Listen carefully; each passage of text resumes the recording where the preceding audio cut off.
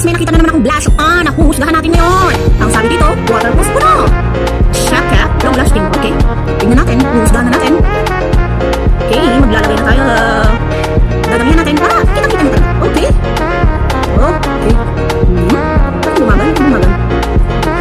Wala na akong sumutik.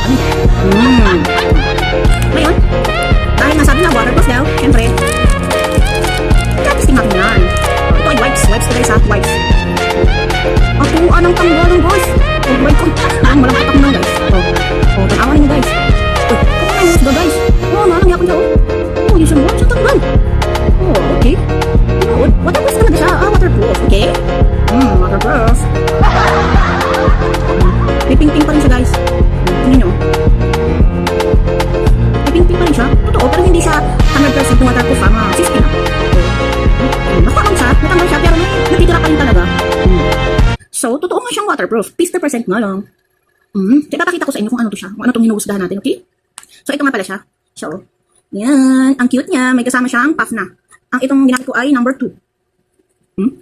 Number 2. Okay?